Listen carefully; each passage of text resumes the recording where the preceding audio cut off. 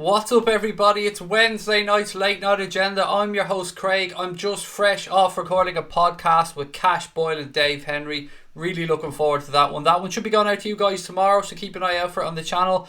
Transfer deadline day is really quickly approaching. From a Liverpool perspective, look, I'm not going to lie, it doesn't look fucking great, does it? It doesn't look like there's going to be much happening. Incomings anyway at Melwood. It's great to be on. It's great to see so many people in the chat. I'm really looking forward to getting stuck into another late night agenda. I hope life is treating you all well. As I always say, I hope the sun's shining, the birds are singing, and life is treating you well, as I've just said for the second time. How are we anyway? What else we got? My cooler is full, so Count Andre. You getting the beers in, mate? That's what I'm reading by this. You're getting the beers in. Nice. Hello to Roberto and everybody else in. I hope you're all well today. I'm really good today. Thank you for those asking. City sign Cancelo, said Callum LFC. Was always going to happen, pal, wasn't it? Obviously with Danilo going the other way, I think, if memory serves correct. Around €30 million, I think, was the combined fee there. Mossy Kyo as well, how are you? Everybody else, Brian Morrissey, John Cable, Count Andre, Jack Liz Golden, Rob Shepherd, and everybody else that's kind enough to join us on this beautiful Wednesday night. Firmino hat-trick on Friday, said God, and if God said it, you take that shit to the bank. Robbie Fowler doesn't tell lies. Adam Smith, you have the best accent. Do you know what? I have a weird accent. I don't really have a Dublin accent. I don't really have any other dialect of Irish accent, but it is a bit odd. I've been told it's odd, but I'm glad you like it. Thank you. What else we got? Craig, I picked up another injury today. Sorry to hear that, Anthony, mate. Make sure you look after yourself. What's this? It's David Lucis. I don't know who that is, Callum. I've no idea, but I like the sounding of that name. Right, what else we got? Craig, did you do the thing where you put up score prediction and the right hand corner for games? Yeah, I forgot to do it. Do you know what? I might as well. I'm going for a 3-0 win for the Reds, by the way, on Friday. So let's get my score prediction out there nice and early. I completely forgot about that image. Do you know what? I completely forgot about it. Ladies and gentlemen, I need your assistance. I do have a bit of a quandary and I'm not sure what on earth to do. So, I've got two options. Tomorrow I'm doing a live stream with my boy Teo from 9 o'clock. I hope you can join us for that one. That'll be going at 9 to 9:30. Really looking forward to catching up with him. After that, I'm not sure what to do. Whether I do a late night agenda from 9:30 onwards, or do I do something between, say, 3:30 and 5 for the last hour and a half of the transfer window tomorrow. Do I go live, even though it looks like there's probably going to be nothing happening from a Liverpool perspective? Or do I come on tomorrow night after I do the little video with Teo? What do you guys want me to do? It's your show. I am at your mercy here. I want to know what you guys want me to do. Do the 3:30 to 5 o'clock transfer deadline day stuff, or come on and do the late night agenda as normal tomorrow night. Andy Seed, how are you? Welcome in, mate. Both. I wish, mate, my voice wouldn't stand up to it. I've actually worked out, this is my 10th day in a row working since I've come home from holidays. I haven't taken a day off yet. Madrid want Neymar. We'll go through that, bro. Don't worry about that, mate. We will go through that a little bit later on. A couple of people looking at 3:30 to 5. Kev wants to stick to the 9:30 transfer stream. Late night agenda as normal. Do normal. Good. I wanted that to be the answer. I'm not going to lie. I wanted you guys to say normal because for me, routine wise, it works out better. If I had been an overwhelm and go on a 3:30 to 5, I would have done that. But you know what? Thank you. You've bailed me out there. I'm not going to lie, ladies and gents. What I'll do then, as a little bonus to everybody, what we'll do is we'll put the podcast out tomorrow afternoon. So you're going to get lots of content. I'll get that podcast out. Heck, it might even go up late tonight. Keep an eye out. Probably won't. Probably leave till tomorrow. Get it put out at lunchtime or something tomorrow. So that will get you through that. And then we'll be back at 9 o'clock with Teo. And then after that with the late night agenda. So look, thank you. Right, ladies and gents, a bit to talk about today. The Echo.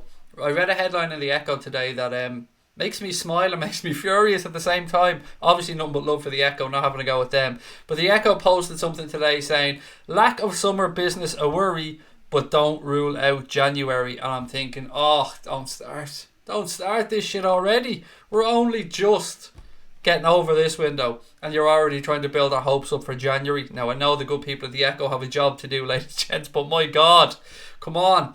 You can't be teasing us with January already. What else we got? Should have gotten Kieran Tierney as backup today. He wasn't going to come and be backup, mate. There's no way he's going to come and sit on the bench, leave Celtic to come, and he knows he's not going to displace Andy Robertson. And Kieran Tierney looks like a good player, but there's no way he's going to come and sit on the bench for Liverpool.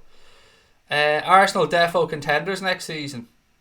Nah, not for me, Cubehead. Not for me personally, mate. Still lacking. but have improved. I will definitely say that they've improved. Tierney gone to Arsenal, said Ben Rafferty. Mossy Kyo said take a break. There's no break. I haven't got a chance to take a break yet, buddy. I'll get one over the weekend, but we all good. I'm still in that holiday mode where I'm still full of the joys of spring. Who's the three you think are getting relegated? Asked Kieran Brody. I would say Sheffield United, unfortunately, I think will go back down. Brighton, I think will go down. And then either Burnley or Norwich, perhaps. I know it's a cop-out giving you the answer of teams that are getting promoted, really, 2 out of the 3, but I think that is genuinely how I feel. I think the third place is going to be difficult to call, with Sheffield United and Brighton, possibly. But look, it's just my view, and we'll see how the season goes. Average person said Arsenal title contenders, but he did put in a laughing smiley face emoji afterwards, so not going to be title contenders. I think realistically, genuinely, I think Manchester City and Liverpool are going to still be a little bit ahead of everybody else. Spurs look like they are attempting to sign and being turned down by every attacking midfielder in the world at this point. Although the Lo Celso thing looks interesting, they might get that done, as we spoke about yesterday. Dybala doesn't want to go over there, doesn't want to go to Manchester United. He seems to be digging his heels in a little bit. Coutinho apparently turned down a loan move to Spurs. Obviously he'd worked with Mauricio Pochettino during his time at Espanyol, so they would have had a working relationship, but Felipe Coutinho said no, he didn't want that either. So Spurs again, what's going to happen there? Will they keep hold of Eriksen? Will Lo Celso come in? Maybe. I think there was some talk today actually that Eriksen may go to United, but then again, what I'm reading later on today suggests that, much as earlier on in the summer, he still doesn't want to go to United by the looks of things. Now, any United fans watching, and I know there's a few, let us know your thoughts on what's going on at your club as well, and what business you're hoping and expecting for in the last day of the transfer window. United fan, really enjoy your content, so keep it up, said I, John. Pleasure, mate, thank you, and welcome in, great to have you with us. Tottenham look like challengers, said Midnight Football. All they brought in is Ndombele so far, if my memory serves me correct now. I know that they could get Lo Celso in, I get that, but have they added enough to really close that gap to Manchester City and Liverpool? They already had a good squad, they have a good manager. I'm not trying to piss all over Spurs here. I do rate Spurs as a club, but I think they're a little bit behind still. That's just my opinion though, but I do think they are the best of the rest, honestly. Callum said Dybala to Liverpool. It's not going to happen, mate. Imagine heads melting if it did. I don't know who's downstairs slamming doors in my house, but I wish they'd shut the fuck up. It's like, close the door. Simple, like that. Just smash it off the hinges. Arsenal, no chance, no spine and no leader, said MUFC Gamer. Fernandes to Liverpool. I just don't see anything happening to Liverpool in the last day. And I think everything that's kind of being briefed and coming out as well seems to suggest that there's nothing happening. There's nothing happening tomorrow.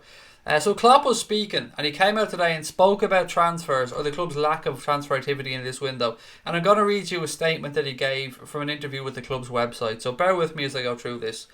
He said, "You should never do transfers because other clubs are doing transfers. That makes no sense. It's not about that. And if you sit back for a second and have a look at the squad, do we need more players? People will say yes. We have a substitute for Sadio, we have a substitute for Salah, whatever, but those are here.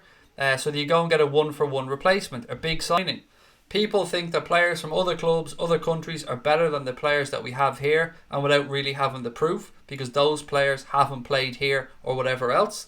It's just that what is new is seen as more exciting. It's like a new car. Your old car is completely reliable, but you want to get a new one. 2 weeks later it breaks down. It looks better, but obviously it isn't that good. Now, that's the end of the statement, by the way, from Klopp there, the interview. My opinion on this is I get where Jurgen Klopp is coming from. I understand his point to some extent. But at the same time, I do feel it is a tad disingenuous. And I feel that there was value out there to be had in the market. And there was players that could come in and do a job and compete in our squad. And there is a bit of a glaring lack of depth in the front three. Now, Jurgen Klopp, who we all love, and I'm fully on board with 99% of the stuff he says, for him to come out and say that there is players here that can come in and do that job, but who the fuck are they? Realistically, Wilson's gone out on loan. So a couple of people were thinking, hey, we're not going to bring in anyone, we've got Wilson. But he's gone out. Ryan Kent, there's a price there. If we can get the 7 or 10 million for him, he'll go. So then we're left with Brewster and Origi and Shaqiri, whom there's rumours about a move from Monaco. So, I don't know, ladies and gents, who are the players? Who are these extra backup players that we have? Because I don't think we have enough to cover the front three if there's an injury or two. And I'm not trying to go against Jurgen Klopp here because I absolutely love Kloppo and I agree with almost everything the man says. But I do feel it's a little bit disingenuous to say that there was nothing out there that could have improved us, or nothing out there that could have come in and given strength or backup to what we already have. Again, I will turn this over to the chat because I'd love to know your thoughts on it. Coutinho is proven, said Gary Jenkinson. Kev's LFC Artwork said, don't forget to hit the like button and subscribe to the channel. Thank you, Kev. We're marching towards 20k. We're less than 200 away. So if you are watching and you are enjoying the stream, please do hit that button. Aidan said, heard that we spent 90% of our income on wages last season. I don't know if that is or isn't true, Aidan. I don't have the information in front of me, so I don't really feel it would be fair to me to comment. If we were to be spending 90% of our income on wages, we would be in a lot of trouble, to be fair. I'm not sure what the sweet spot is, but I know it isn't anywhere near 90% of your income on wages. And I find that, actually I find it really hard to believe, if I'm being honest, because what's our top earner on? 220 grand a week? And we've brought in 251 million alone in television revenue between the Champions League and the Premier League. So, look, I don't know, as I say, because I don't have the facts in front of me, but it does seem a bit high. Paul Turner said, can I send you a message on Facebook? That was to Kev, sorry. It was just like to me on Facebook. But Ben Washbrook said, I agree with you totally. We need backup for the front three. Anthony Cronin similarly. Kill for Hire is in, buddy. How are you? Do I reckon we'll sign somebody new? Said Magic Memes. Unfortunately, my friend, I don't. No, I don't see anything being done before the window shuts at 5 tomorrow. I'd love to be wrong. Oh, God, I'd love to be wrong. But I don't think so. God said, we won the Champions League. Money should be there regardless. I'd love Zaha. I don't want this to sound like I'm having a go at Jurgen Klopp, because that is the furthest thing from my mind here. I just feel that that's the one area that there was somebody we could have improved, and there was somebody we could have brought in that attacking midfield or wide area. Other than that, I absolutely agree with what he's saying. But to say that and then to loan out Wilson to possibly sell Ryan Kent. We also loaned out today, by the way, Nat Phillips, who went to Stuttgart on loan for the season, which is a good move for him, and I hope he gets the experience that he needs there. German second division, still a good standard of football. Let Klopp get on with his job, said Lazarus. I think we are, mate, but you know the whole point of this is that we're here for a discussion. I mean, I could just come on and read out everything Klopp said, end stream, but the whole point is that we're just here for a discussion, and everybody's views are valid. Doesn't mean I'm right, you're wrong, or vice versa. It's just a conversation. Wages to turnover ratio is 58%, said Stephen Booker. Thank you for that one, pal. Big up Uncle Albert. I love Uncle Albert. To be fair, I love me a bit of Only Fools and Horses. We have to extend Anfield and finish Kirby training, said that Kirby. I'm going to pronounce it correctly in case that arsehole from yesterday is watching. Kirby. Kirby. Much like Furby, but it's Kirby. Although fun can be had at both. Interestingly enough. We have to extend Anfield, finish Kirby training centre so they're conserving cash, said Bernadette. 50 million for Kirby is the cost there, and looks like 2021 will be moving into that. So, and Anfield, or Melwood, was sold as we spoke about last week. A lot of exciting players from the likes of the Bundesliga and La Liga Serie A have come to the Premier League. Exciting season ahead, said Gamers of Sweden. Could have pushed for a player like Pulisic or a backup for left wing, said Scotty B123. I like that name, Scotty B123. It's got a nice ring to it, mate. Fernandes is set to join Liverpool. Where is this coming from, Callum? Please don't say where I think you're going to say, but let me know, mate. Where is it coming from? MUFC Gamer said, cannot wait for this window to end. I'm sick of it now, but tomorrow will be crazy, especially with Zaha. Yeah, he handed in a transfer request today, didn't he? And who's in from? Is it still Everton? Or is there anybody else truly in for Zaha? Are Arsenal looking to make that push for him, perhaps? I don't know. Coutinho, Werner, Pepe, Eriksen, Ziyech, Bruno Fernandes, Fekir, Zaha, all could have improved us, said Yasser. Looking through the list, Werner, yes, I agree with you 100%. Coutinho, kind of understand the club's point, but wouldn't have minded him, if I'm being honest. Pepe, my opinion all along has been that I'm not qualified to talk about Nicolas Pepe because I haven't watched enough of him to know. Christian Eriksen, I definitely agree, could do a job for us around the £50 million mark as well. 27, heading for 28 years of age, in his prime, would do rather nicely in the 10 for me.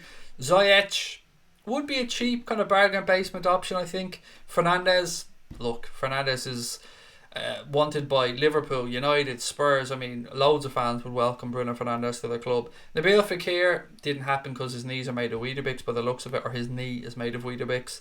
Wilfried Zaha, I wouldn't mind at the club one bit, but I think that the Phoebe and Astrum is quite steep, to be fair. You're having a go at Klopp, pal. Yes, mate. I'm allowed to have a different opinion. If you think I'm having a go fuck yourself, because I am having a go. I'm stating an opinion. Having a go at Klopp, pal. Is he infallible? Are we just supposed to sit here like sheep and just look and go, oh yeah, everything, and not disagree with anything that anybody ever has to say? No. If that's the type of channel you want, mate, and that's the type of conversational points that you want, you're best just leaving, because this isn't going to be for you, because I'm not a sheep. I will say things as I see them. If I disagree with something, I'll try and explain why I disagree with it. But I'm not having a go at Jurgen Klopp. And for you to say so, I just think you're being a bit of a dickhead, to be honest. In Klopp we trusted Mossy Kyo, which I do, 100%. We're Everton, we signed who we want. Yeah, of course you do, Antonio, mate. Yeah, big up the Ev. You got to start. Oh no, you haven't taken so much as a cup full of water out of your shiny new stadium land. Yeah, you signed Keane, decent bit of business. But you're still Everton, Antonio. At the end of the day, know your place, pal. Do you know what I mean? Know your place. We could have signed almost anyone. We're now sitting on our hands, said George. Do you reckon though, George, that that's because the club are working on something big for next summer? Which is kind of where I am on it. I still haven't heard rumours of us signing the guy from Besiktas, said Subi. I still have heard rumours. Again, I really think it's getting to the point now where it's just too late. I mean, what would be the point of leaving it all till the last minute tomorrow? There isn't any benefit to it, really. I bet Liverpool signer will be signing a big name tomorrow, said Count Andre. How can Everton afford 70 million? Surely the FFP rule will stop that. I honestly don't know firsthand what Everton's finances are, but the only thing they have to worry about with FFP is being kicked out of Europe, mate. And that ain't going to fucking happen, because they ain't going to be playing in Europe anytime soon. So I don't think they really need to worry about it. Lazarus said, but you're not the manager. You're spelled Y-O-U or Y-O-U apostrophe R-E, mate. So again, if you're going to be a dick, try and learn to fucking spell. No, I'm not the manager, nor do I claim to be the manager. I'm a fan like everybody else that's just coming on here giving a fan's opinion.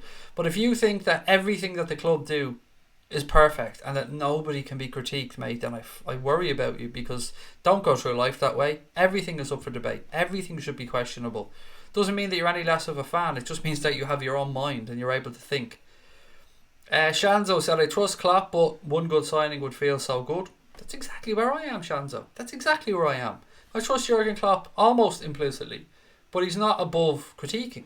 And I think in this area, it's a massive roll of the dice that we haven't signed somebody. Okay, Antonio, mate, you're billionaires. Brilliant. Fucking fantastic, mate. How are you funding that stadium of yours? Oh, you can't afford. Oh, I get you. Right. No, I hear you. Billionaires.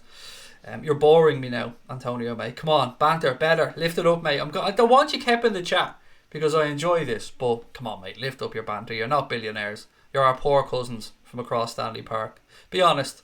I mean, as somebody pointed out to me magnificently earlier on Twitter, what bunch of fucking idiots has the chance with the first football club in the city and don't use the city's name as the football club? Everton are the only fucking idiots that are stupid enough to do that. Then Liverpool march in and go, what, we're setting up a football club and we can use Liverpool, the city name, because Everton were too fucking stupid to use it. Oh, that's fair enough, we'll go ahead and do that. So nice one. There's a reason why we're a little bit ahead, mate, because we're kind of smarter cookies. Not me, I'm a dumb fuck. Don't I'm not talking about myself. I'm a dumb, bald, overweight fan who knows nothing. But come on, better banter, please. Liz Golden said, we can all wish for a signing and still support the club come Friday. Of course, that's it. I'm not on here saying Klopp out, FSG out. Furthest thing from my mind. We'll win the league by January. Check my name, I don't lie. I'm with you, God. I'm with you, pal. I'd love it. Can you imagine if we were 15 points ahead by January? Oh, be great, wouldn't it? Adam Chill said, Klopp is too loyal to his current players. He needs to be slightly more ruthless by bringing in new blood. Now, there's something to that, Adam, mate. I get you. I get where you're coming from. You need that loyalty. You need that buy-in from your players to get the level of performance that Klopp will get out of them. So to an extent, I 100% hear where you're coming from. But I also get your other point, or your other half of your comment there, that there could have been a little bit of new blood, a little shake things up. He said himself before that little bit of competition can make everybody step up a level as well. And we were in a really good position. No matter what was going to happen this window, as long as we kept hold of everybody we wanted to, we were going to be in a very good position. It's just, if we go through this season and we don't have the season that we all hope and expect for, we will look back and say, was that a chance missed? Were we a little bit naive there? Was this like Liverpool of old, who finished second and didn't push on, or went and won the Champions League in 2005, didn't really capitalise on it from a financial perspective or from a playing perspective? I hope not. I hope that, and I fully do trust that whatever the reason is, I should say, that we're not doing the business now, that there's a plan long term. The club are far too clever in the way they go about things for there not to be a plan. And I'm fully on board this train of thought that there's something big coming our way next summer. Like the channel, but I disagree with the Klopp stuff. We're both entitled to opinions. Of course we are. And you've said it like a gentleman, Riley, and I will treat you as such. We are all entitled to difference of opinions. And of course I want everyone to back the manager. It's just my own personal thoughts on this one are that we could have done with another player. We bought Anfield from them as well, said Robbie. Indeed we did, pal. Indeed we did. New blood is what it's all about, lads who all about local lads who want to bleed for the team, said Gary Jenkins. And look, having that nice Scouts connection is great, don't get me wrong. But it's also about just getting the best players available. But it is good to have local players there. I mean, having Trent and that beautiful mural, which I'm sure you've all seen, near Anfield, of Trent as well, is gorgeous. I agree, we do need computing in areas you need better yourself. We do need computing in areas you need to better yourself. I don't understand what you're trying to say there, Ben. I agree we need, I think you meant to say competing in areas you need to better yourself. I think that's what you're trying to say, Ben. We need a winger to challenge Salah, said Robbie Vincent. Yes, absolutely. I mean, one thing I will say is I the argument for not bringing in a number 9, I absolutely get that argument. Ryan Brewster can do it. Origi can do it. Mane can play through the centre if needs be. Mo can play through the centre, and of course Bobby can play as that beautiful false 9 that he plays in. It's the wide areas or the 10 that I think we may be lacked in. So yeah, I think we have squad depth for the number 9, but it's what would, I suppose, be classed as maybe an 11 and a 10 or a 7 perhaps that we're maybe lacking in. Oh, you Brits, always so negative. Well, I'm not British, mate, and don't ever call me British. I'm Irish. I'm proud to be Irish. I don't know if you were trying to get a reaction there. I'm going to give you the benefit of the doubt, but I ain't British, pal. I'm Irish. We'll sign players late and not give our rivals time to react, said Count Andre.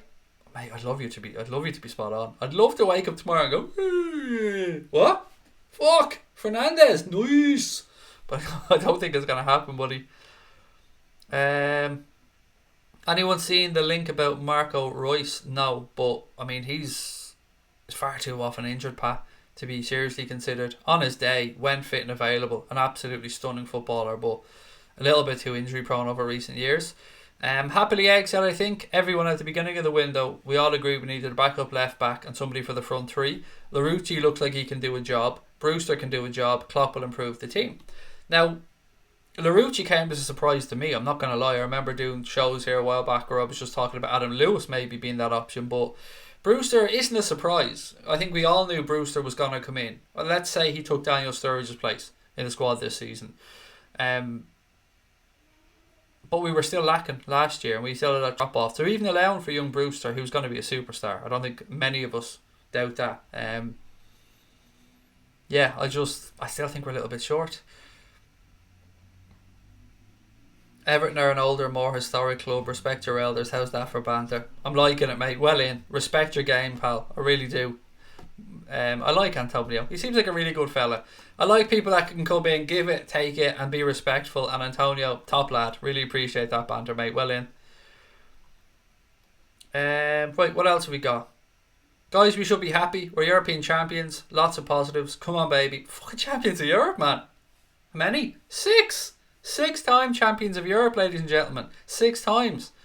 Anybody got any more little transfer gossip or rumours you want to talk about? Because I have my notes and I'll go through them. We spoke Shaqiri. Does anybody think Shaqiri is actually going to move to Monaco? I mean, time seems to be running out. Jimmy Pearce seems to come out and say that it's not happening. James Pearce of The Athletic, which seems really odd to say. You're so used to saying James Pearce of The Echo, but he's now James Pearce of The Athletic. He's come out and said that he doesn't think there's any way Klopp will allow Shaqiri to leave. I think that's what he said. If I'm wrong, I apologise, but I'm fairly sure that Jimmy Pearce said that. Neil Anthony said, Craig, I agree with you. Give me a name of who you would want for, say, 30 million. See, that's where I kind of get a little bit worried, mate. Why do we have to draw a price point of 30 million? Now, this is where I might agree with Klopp. If Klopp was told, look, there's only 30 or 40 million available there this summer, Jurgen, because we've improved contracts, because we're developing Kirby, because we're looking at the new main stand, because of various other reasons, then I absolutely understand why Klopp might say, no, not willing to do that at 30. It would be just a transfer for the sake of it to plug a gap short term. I'm more willing to look long term and maybe wait for next summer when possibly finances are a little bit better. We can work on the player that we want. Then I get it. Then I'm all for it. If that's the reason, then yeah, 100% agree with Klopp. But if there's money there and we're just not pulling the trigger because of what Klopp said there and not believing we could strengthen the squad, then I would disagree. I'm really disappointed with the lack of activity in this window, said Franco's Moyo. FSG only spent when we sold Coutinho, Sacco, etc. It's still easy answer out of it, mate, to be fair. It depends what you class as spending. Is improving contracts not spending? Is spending 50 million on a training facility not spending? Is building a new main stand not spending? Is improving the Annie Road end not spending? Is making the transfers that we made not spending? It's a little bit disingenuous, mate, to go where you've gone there. So that's my thoughts on it. I don't like the lazy answer of just going blaming FSG because we don't know. We don't know that there isn't money there, and the Klopp always have said it's just gone, not for me this window, not seeing what I want there. Plus we're European champions, so the owners are obviously doing something right as well. But it is a conversation, buddy. It is a conversation, and that's just my take on it. Would love Brewster to get some starts this season, said Stephen Owens. So would I, and I think he will. I really do. I'm really looking forward to Brewster. It's a really difficult mix because full of belief that he's going to go and do really well, but just don't want to put too much pressure on the kid, if you get where I'm coming from. Harvey Elliott scored against Oldham. Him and Jones got an 8. What score did that finish, Crick? It was 3-2 to Oldham last I'd seen, but I didn't get a chance to see the end of it because I was recording a podcast. But Harvey Elliott did score, and Sepp van den Berg, of course, played as well. Actually, while we're talking about that, Neil Critchley gave a bit of an interview and he spoke about this. So Neil Critchley has spoken about why the club have agreed to take part in the EFL trophy this season. So he said, we took some advice from other teams who've played in the competition and they spoke very, very well of it. We thought it was the right time for us to enter, and we'll start at Oldham Athletic. It's a game we're really looking forward to, playing at a first team stadium in front of supporters, playing against men, which will be something different for our players. Hopefully this will be an enjoyable experience. So for those that don't know what I'm alluding to here, I think last season might have been the first season, I think maybe there was one before, where the clubs, Premier League clubs under 21s were allowed to enter the EFL trophy, which was basically a competition for League 1 and below. And they thought to try and give underage players more competitive football, they'd make the option available to the under 21s for Premier League clubs to go and play in this competition, because it's very hard to get good reserve team action these days. And Liverpool turned down that opportunity last season, but this season, after sitting back, as Neil Critchley has said there, and looking at how other teams have utilised it and how players have gotten to develop playing against men, as he said, rather than other young players, they decided this year to pull the trigger and enter the club into it. So it's interesting to see if this will develop any players, as we've already seen there. Harvey Elliott, Sepp van den Berg got minutes today. What else we got? Klopp gets stick if we don't win the title for lack of signings. Makes me puke. Klopp is the best, said Craig Weston. Again, I don't think anybody is denying that Klopp's a great manager, mate. Klopp is, as I've said maybe 50 times on here, there isn't a man I would rather have, man, woman or child, I would rather have being a manager of this football club right now than Jurgen Klopp. Your thoughts on David Luiz going to Arsenal? It's funny, isn't it? It really is. Is that going to happen? I know he said he wants it to happen, and Sky seem to be thinking that it's going to push through.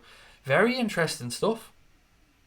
David Luiz, really hit and miss. Can be really, really good and can be absolutely awful as well. So if that's the best centre-back Arsenal can go and get, I don't see it as strengthening too much, to be honest. He's, what age is he now? 34? Is that right, David Luiz? You know how bad I am, though, with this guessing people's ages.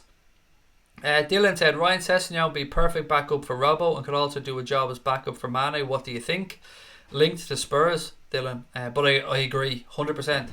I think Ryan Sessegnon, as I said before, he didn't have the breakthrough season in the Premier League that many were hoping for from him after having such a good season in the Championship with Fulham the season before. Wanted to stay at Fulham and see how he gets on in the Premier League. Didn't work out for him. Fulham got relegated. But yeah, it's not looking like anything's going to happen. There was links to Spurs. I spoke about that for a long time, but unless something really dramatic happens tomorrow, I don't see that one coming off. Unless I'm, of course, out of the loop on this, which I could be. Window shut now, sadly. No, mate, the window shuts at 5 p.m. UK time tomorrow. What else we got? Imagine Fekir announcement as a Liverpool player. Yeah, it's well, he's already a Real Betis player, mate, so won't be happening. What else we got? Craig, that's funny when you're on about waking up and talking about Fernandes. It's kind of the first thing I do. I'm sure most of you guys are the same as well. Wake up, first thing you do is look at your phone. Usually, I have like a routine. I go through emails, then I check WhatsApp notifications, then I check Twitter, then I check Sky Sports News, and then I kind of try and crawl my way into the day and then to put the kettle on for coffee. Who's the sub goalkeeper this season? Adrian Park, mate. Adrian signed him after we let Simon Mignolet go and signed for Bruges, Club Bruges. Craig, Liverpool sell Mignolet for 8 million and bring in Adrian for free to save money for Mbappe. Regardless of the money side of that, I think it was a decent piece of business by the club. Even if it was just a straight swap, I would have said yes, sound, fair enough. There again, somebody in my house feeling like you need to take the hinges off the doors. I swear to God, they just don't know how to open and close a fucking door in my house without trying to smash it. Yeah, I think it's a good piece of business by the club. What's the code for the Fantasy Premier League? What's that, John Hamilton? You happen to have the codes for the Fantasy Premier League because you're an absolute legend?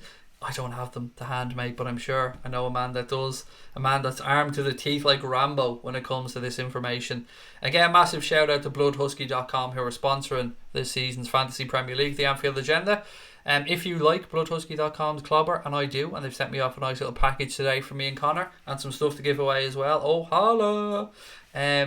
Check it out. Bloodhusky.com. If you find 2 t-shirts that you like, throw them in your basket, put in the code Anfield Agenda 10 at checkout, and you receive a 10% discount. Nice. There you go. And of course, they're giving away a t-shirt to the leading manager at the top of the Anfield Agenda / Bloodhusky Premier League table. Every month, last day of the month, whoever's top of the table gets a t-shirt. So if you're top from start to finish, going to have a nice amount of t-shirts at the end of the season.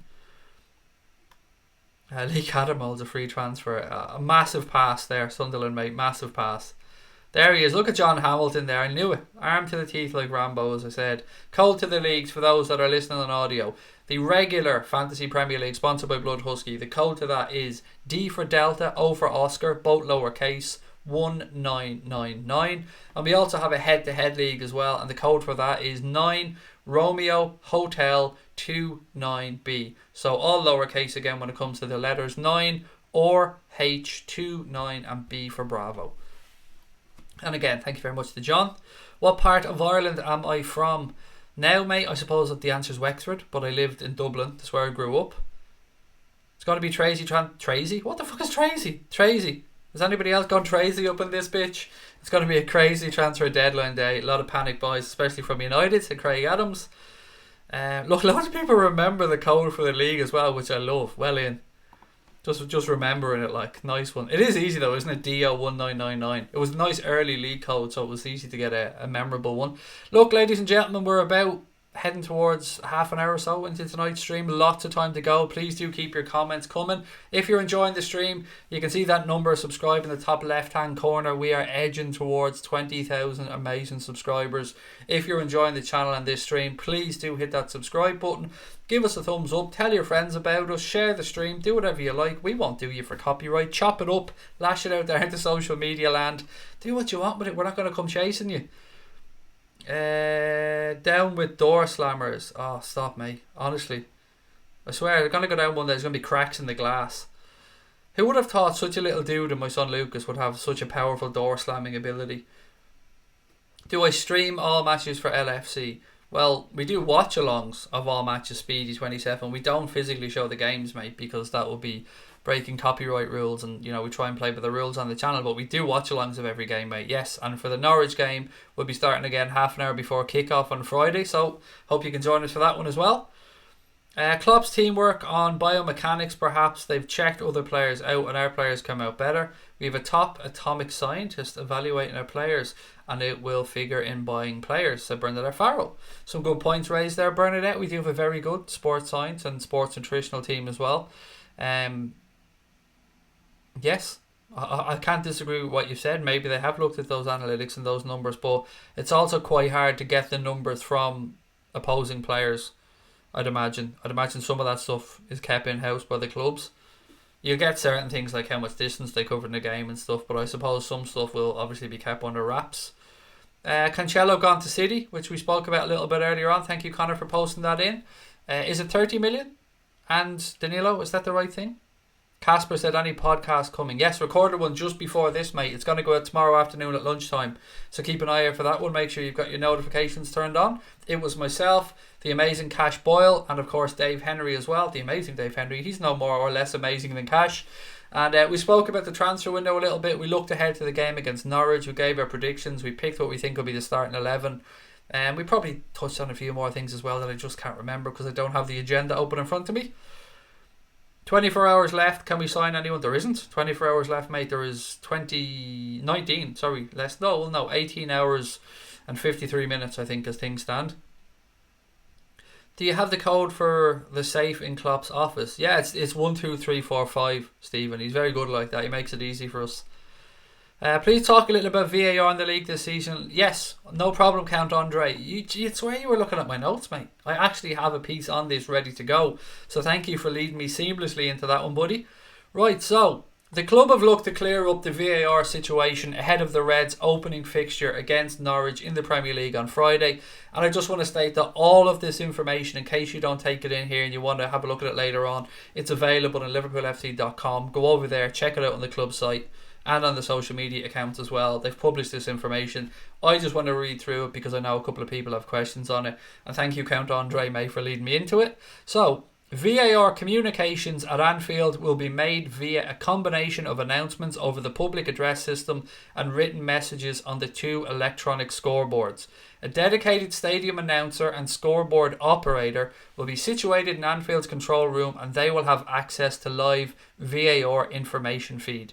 In the event of the referee indicating a VAR review, the operator will replicate the exact wording of the VAR information feed onto the scoreboard, alongside a simultaneous announcement over the PA system as soon as the information has been released from the Club League Match Official Centre at Stockley Park, West London. Fans watching on television will be updated with the same messaging via the host broadcaster's feed. In line with its philosophy of minimum interference and maximum benefit, VAR will only be used for clear and obvious errors or serious missed incidents in 4 match-changing situations. These are goals, penalty decisions, direct red card incidents, and mistaken identity.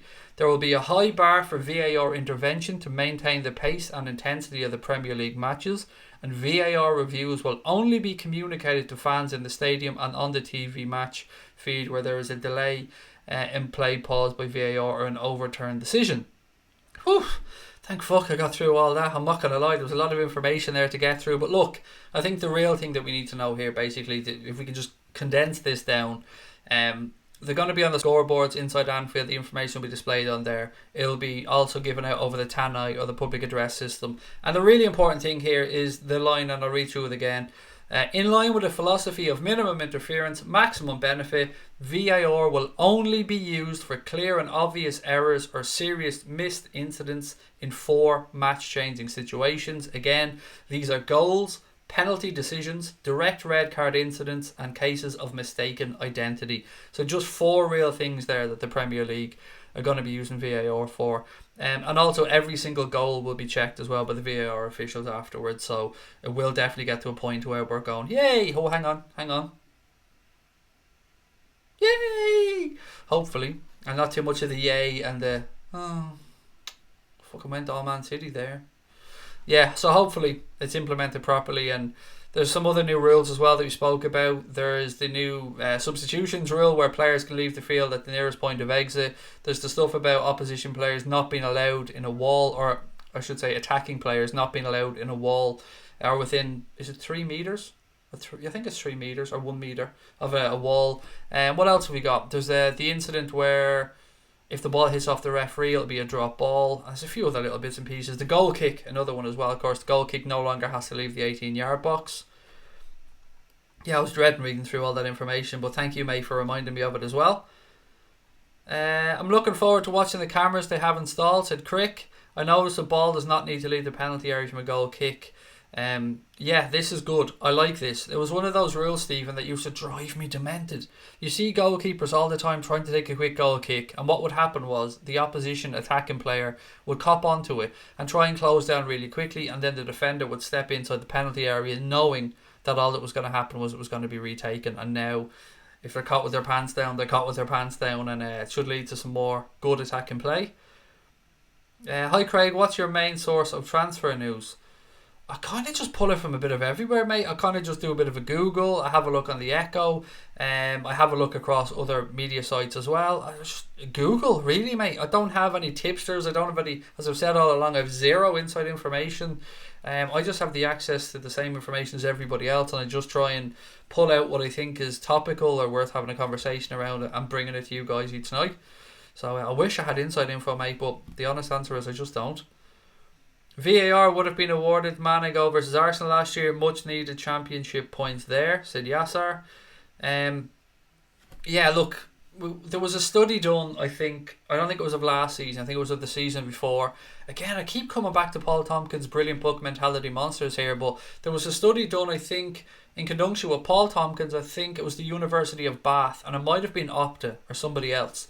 And they looked into the amount of points that clubs were plus or minus because of incorrect decisions in that season, and Liverpool would have been 12 points worse off than we should have been. So basically, we should have had an extra 12 points for that season. But yeah, Manchester City fans are seen today on Twitter, and other fans were saying that Liverpool are fucked when VAR comes in. The facts don't really back that up, though. The facts are that we were hard done by in VAR, and we're not the only ones. I'm not trying to make out like, oh, woe is us. And again, I'm not talking about the season just gone. This was the one before that. But yeah, if you do a bit of digging, the research, the facts are there. VAR. I am actually most interested to see how VAR affects the teams in the lower half. The teams who felt like Cardiff, perhaps, who felt like they weren't getting the rub of the green. They weren't getting the decisions by the officials. I'm interested to see how VAR works for them. But the code the Klopp safe is simply just 6. No other numbers. When you're right, David, mate. You nailed it there. That's BS, every goal. Yes, but that means, mate, that think about the length of time when the ball's scored, it's in the net, the players are off celebrating, they then come back together, get back to the halfway line. In that time, that 30 or 40 seconds, it will have been checked anyway, so I don't think it will make much of a difference. But yeah, every goal is automatically checked. Awfully British is in, Familiar to Brilliant is in. How are we?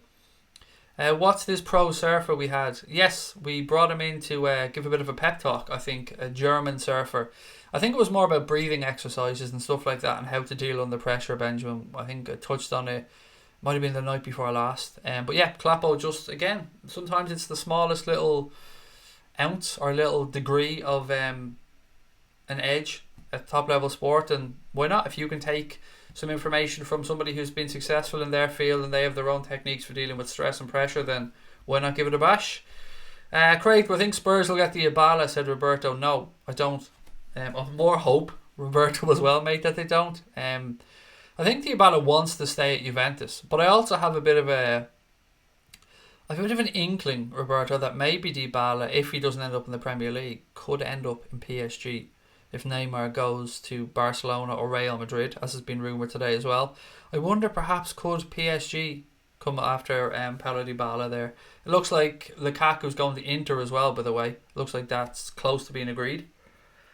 Imbro said, good piece on VAR on Sky Sports today. Goal checks will also go back and check the last phase of play, not necessarily all the build up to the goal. Do you think Douglas Costa could do a job for us? It's a difficult one. It is a difficult one because I do like Douglas Costa as a footballer, but I think the ship might have sailed on Douglas Costa. I suppose if there's two ways of answering these questions. You can answer them for the individual player, or you can answer them for the amount they would cost and what that represents with potential value in the market against other players that we could bring in. And Costa wouldn't have been high up on my list, if I'm being honest, of players that I would have liked Liverpool to look at this summer. But again, personal opinions. Bradley said Tierney to Arsenal, agreed. I don't think that's really a shock. They were always going to get that done eventually. It was just a matter of Celtic waiting until Arsenal got desperate enough to structure the deal in a way that they found acceptable. I thought the surfer was showing how to attack in waves. Oh, I like that, mate. I do love a cheesy joke. Happily eggs. Well done, my friend. Dybala agreed to join Spurs. I didn't see that, mate. I'd seen that Spurs and Juventus had agreed a fee for Dybala, and I'd seen that there was... See, the problem with Dybala and the Premier League seems to be that the Zimmer's rights are owned by a third party, so you've got to get all of that sorted out as well. Again, this is my limited understanding of what's going on around Dybala, because once it wasn't Liverpool related, I kind of didn't really pay too much attention. Yassar reckons Dybala's asking for 370 grand a week, a price as amount of any Premier League team. Take away Liverpool linesman at Anfield, big difference. Take away anti-Liverpool linesman at Anfield, I should say. Excuse me, the Nick's Brick said, big difference. Yes, I agree. And referees as well. There sometimes is too much of it. I'm not giving a fucking penalty at the cop end, because Salah should have had a couple more. I know opposition fans are looking at this going, shut the fuck up, Salah should have had more. He should have. And again, just looking back at facts and going back to Paul Tompkins' brilliant book, Mentality Monsters. You'd swear I'm on commission for this book, I swear, but it's just a good book, and I love Paul Tompkins' work as well. So if you want a good read on Liverpool Football Club and last season, check out Paul Tompkins' Mentality Monsters. I think it's available on Kindle, it's available in hardback. Obviously, if you're a Tompkins Times subscriber, you'll know all about the book as well. A couple of people saying Dybala to Tottenham. Is this actually true, or are we doing this usual thing where rumours come in? Let me just have a look here. Let me open up the phone. So, David Luiz on the verge of Arsenal. That's there. Arsenal agree Tierney fee. That's there. Cancelo joins City. That's there. Lukaku. That's there. Lo Celso set for Spurs. 55 million agreed. That's there. Not seen anything on Dybala yet, mate. Pop up on my news feed anyway. Where can you buy his books? I've just gone through it, mate. Amazon, Kindle, hardback. I think the Tompkins Times might sell them on there, but I'm not 100% certain. Do I think a surprise signing could be made by tomorrow? No, I don't, unfortunately, mate. I wish there was JM Gaming, but I don't think there will be. Under 23s lost at Oldham the AFL trophy. Did anyone actually put the score in there for me earlier on? I know it was 3-2 last I checked, but if someone did, I forgot about it. But yeah, Harvey Elliott did score, which is good news for him.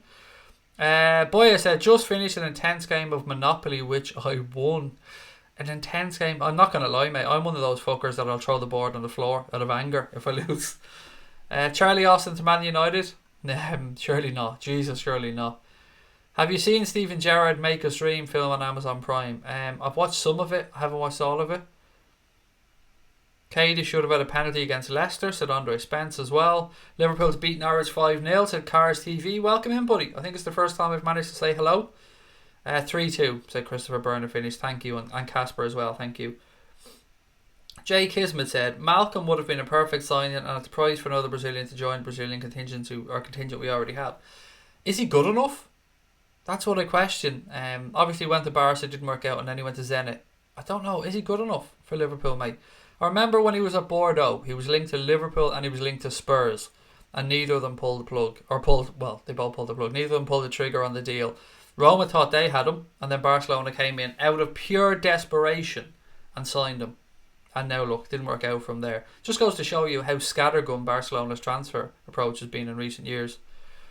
Joseph Barr said, I love Salah, but he wants all the glory. Where's this comment gone? He wants all the glory. He needs to pass the ball. I have a feeling there'll be a rift between Mane and Salah. I'm sick of that whole narrative. Not at you, Joseph, mate. Sorry. I'm sick of that narrative about there being this issue between Salah and Mane. They're both forwards. They're both goal scorers. They're both going to want to win the Golden Boot. But Klopp won't allow it to get to a point where it's detrimental to the team. He will step in there. And hand on heart, full disclosure, I'm not even going to lie, I think one of those two are leaving next summer. That's my honest opinion. I think we're working on something huge, and one of those two are going to leave next summer. I don't think it's because there's a rift there either. I just have a feeling that there'll be a bit of freshening up next year, and one of those two will move on. What else we got? Did you hear about the Manchester City bra has loads of support but no cups? Coutinho, I'd love to see him return on loan, said website master. Doesn't look like it's going to happen though, buddy. Imagine Arsenal fans thinking they have a better front three than Liverpool and City. They have a good front three, don't get me wrong, but they're not up to scratch to Liverpool and Manchester City. And as a whole, their squads are nowhere near as strong. But look, I can't sit here and say that Lacazette, Dybala, Aubameyang aren't an attractive proposition if you're an Arsenal fan to look at and go, yes, there's going to be goals there. There will. But we know only too well having a good attack and a shite defence will come back to cost you. They'll be involved in lots of open games with 3-2s, 4-1s, 4-2s, but they will concede goals. Connor said Guardiola spent £170 million on fullbacks since he went to Manchester City. That is definitely an awful lot of money on fullbacks, and that's without being, I suppose, adjusted for inflation as well. Craig, aren't you a massive fan of Verratti? If you were here, would you take him at Liverpool and put him in midfield? I am definitely a massive fan of Marco Verratti, mate. Yes, the only thing I do worry about with him is injuries. But I think he's almost a complete midfielder, and I would love him. I would have loved him at Liverpool, I'm not going to lie. Okay, what else we got? Who would I rather see go, Mane or Salah? Well, I don't want either to go. I want to make that crystal clear before somebody comes in and goes, this dickhead over here said he wants blah blah to go. I don't want either of them to go. If I had to move one on, I'd probably move on Mo. It's such a tough call. I think I love the dynamism that we get from Sadio Mane, and I love the little bit of unknown that you get with Mane. You can get moments of absolute brilliance from Sadio, and you can get moments of utter frustration as well. Mo is a little bit more consistent probably in his play. It's a very difficult call. It really is a pick 'em, but I don't want either to leave. I want to make that very clear again. Craig, what do you make of Mane going back to his country, spending hundreds of thousands in his community rather than taking a holiday? It just goes to show you the make of the man or the mark of the man, as you said, Curtis Dalton. Sadio Mane he loves his country. He loves his fellow countrymen and women. Built a school, hospital. I think he built a stadium as well, or part of a stadium or something along those lines. And it's beautiful to see. And it goes to speak about his upbringing. It goes to speak about the pride about where he's from. It goes to speak about how well grounded he is as a human being. We know as well that when he's in Liverpool and he goes to mosque and stuff, he's a very approachable, loving, kind, humble guy. Same as Mo, to be fair. Mo is also a very similar type of human being. And Mo, I think, donated, was it 2.5 million for something I seen? I don't know if it was cancer research or I'm so sorry that I can't remember what it was, but I seen somewhere friends at the Cop Eye today posted about Mo Salah donating 2.5 million or something as well. It just goes to show you both of them are really, really proud of the countries that they come from, really proud of their heritage, and it comes through. They're just two very good human beings. N'Golo Kante, Juan Mata is another absolutely fantastic human being that's involved in the sport. So many footballers, Vincent Kompany, so many footballers do so many good things as well. And a lot of the times they never look for the attention or the accolades. They just do it because they feel it's right in their heart and they feel it's good to give back, and more of that in the world, please. Mane can't score simple goals but score screamers, said Subi. Mane to stay, said Jenny Woodworth. You think we could sign Fernandes like we did Keita? That is interesting, Adam. I was wondering if we'll get one of those deals that doesn't get over the line in the transfer window, but perhaps we try and work something where we have an agreement in place for next season. I don't know. I still think we're working on Sancho or Mbappe. More likely to be Sancho, but I do think we're working on something there. I'm interested as well to see what happens with Fernandes after the Premier League window closes, because let's not forget that the Spanish window, the German window, the French window and the Italian window are still open after the Premier League window closes. So those clubs can still do business and potentially save themselves money if they know that Premier League clubs aren't going to be hovering around any potential transfers that they want to make. Is Mane in the squad for Friday? Yes, he is, I believe, Dylan. He came back on Monday to training at Melwood. Now, whether he'll play or not, I don't know. I think he might, but that's just a complete guess. Salah's a better player, said Fares. Mane to stay for me, said LFC8092. Matthew Keane said, my best mate is after passing away. He's a huge United fan, but all banter aside, no 15-year-old should go. Yeah, of course, mate, I don't know what to say. I'm obviously so sorry to hear about your friend. Our love to you, pal, and to his family. No 15-year-old should die, as you said. So I'm sincerely so sorry to hear that. And nothing but love to you, pal, and to that young man's family as well. I'm so sorry, mate. I don't know what else to say there. Yeah, genuinely, stuff like that stops me in my tracks. Because I have a 15-year-old daughter. Yeah, I couldn't even imagine, mate. I see some people mentioning my wife there. Is she in the chat somewhere? Let me look for that blue spannered lunatic. Where is she? She must be there somewhere. Maybe I've missed her. There she is. I'm watching the LFC TV GOAT list. Milner and Robertson are debating what makes the perfect drinking biscuit. It's hilarious. We spoke about this, Sabrina. I'm on top of this, love. Don't worry about it. I got this. The answer is a chocolate hobnob, by the way. It has to be a chocolate hobnob. What else we got? By the way, and anyone who drinks tea, you're wrong. Coffee. Always coffee. My wife's a tea drinker. I'm a coffee drinker. I wonder what way the chat is split, actually. Connor's a tea drinker, for those of you that are wondering. I'm a coffee drinker, so let me know. Tea, coffee, sugar, milk. Tottenham are expected to sign the Dybala or Fernandes. What else we got? So sorry to hear that. Thoughts are with you all. Right, let me go through. I'm just going to go through this tea and coffee thing. Connor said it has to be tea. That's because you're a big dirty culchie, mate. And culchies drink tea. Us civilised people drink coffee. I know I'm after offending about half the chat there. Sorry, that was just aimed at Connor. Really, I promise. The rest of you tea drinkers, I love you. But you're wrong. What have we got? Coffee, said Billy. Tea, said Game and Guy. Fessel said tea. Mossy, coffee. Gary Jenkinson, you dirty bastard. Jaffa cakes are the root of all evil, mate, in the snack world. I absolutely despise Jaffa cakes. 1, you've got dark chocolate. Ugh. 2, you've got that. What is it? Is it cake at the bottom? So you know something's wrong when you can't tell when the motherfuckers are stale. Do you know what I mean? You could take a Jaffa cake, mate, and you could put it with roaches and it would probably survive a fucking apocalypse.